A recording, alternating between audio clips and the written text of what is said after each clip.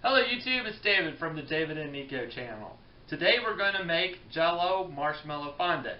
Now I made a Marshmallow Fondant video about a month ago. This is similar, but we're going to use Jell-O to both flavor and color our fondant. So let's get started. To make the fondant, you're going to need a 10-ounce bag of mini marshmallows, some sifted powdered sugar, water, some vegetable shortening, and of course your package of Jell-O. Now you're going to need to think about both the color and the flavor when you choose what flavor Jell-O you're going to use. So this is the berry blue, and that's what we're going to use for this demo. So let's get started. Alright, to this bowl I've added 9 teaspoons of the Jell-O, and now I'm going to add 2 tablespoons of boiling water.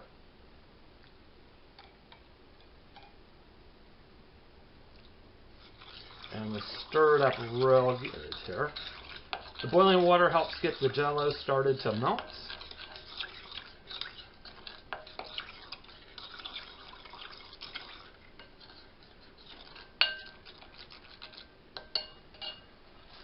Then I'm going to add a half of the package of mini marshmallows to it.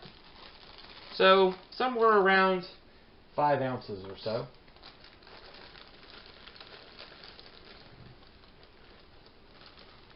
Half the bag. Now we're going to put this in the microwave at 30-second intervals until the marshmallows are completely melted. It's important to stir very well between each of the intervals to make sure we get the Jell-O mixed in with the mini marshmallows. So I'm going to do that, and then we'll return. So hopefully you can see that it's a nice pale blue color. Now we treat it just like we would creating any other type of marshmallow fondant. I'm going to add about 3 cups of powdered sugar to this, then turn it out on my work surface and knead it until I get the consistency that I want. Let me get that done and we'll continue. I mixed in the powdered sugar, at least most of it, and I put it out onto a greased work surface. So I used the vegetable shortening and greased the work area very thoroughly. And now I'm also going to grease up my hands so that I can work with it because it is really sticky. The Jell-O fondant seems to be even a little more sticky than the regular fondant, so it may take a little more work to get this to the right consistency. But at this point, what we're going to do is add powdered sugar to get it stiffer.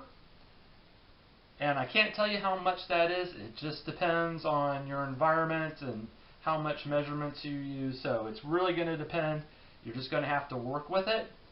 Again, if it's too sticky and soft, add more powdered sugar. If suddenly it gets a little too stiff, add some water. But now you're going to just knead it like bread dough. So I'm going to do that. It's probably going to take 8 to 10 minutes.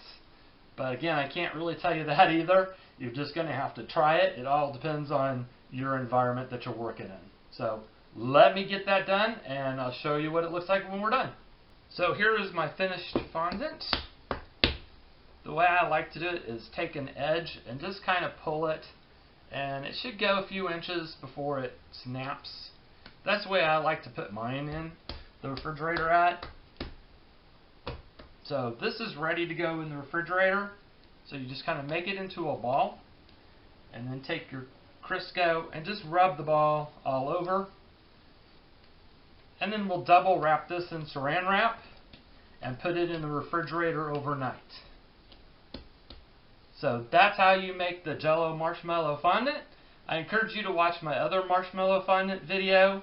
There's a link in the description of this video to it. I'm also going to show you here in a couple minutes what other flavors you can use and what they look like when they're complete. So we'll be right back. Here are some other fondants that I've made. So here's the berry blue that we just made in this color. This is strawberry, lemon, and lime. They have other flavors as well, like dark cherry, grape, orange, all things that you might try to use. Again, you need to consider both the flavor that you're going to pick and the color. If you wanted to make any of these colors darker, you could certainly add some food coloring as well. Anyway, I would love for your comments, especially if you're a professional cake decorator. Would you find use in these?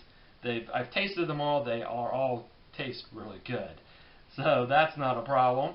I'd also love to hear your comments as to what you'd like to see me maybe make out of these. What kind of a cake. I'd be happy to try to do that. So please leave your comments. Please join our channel. And we hope to see you back here real soon.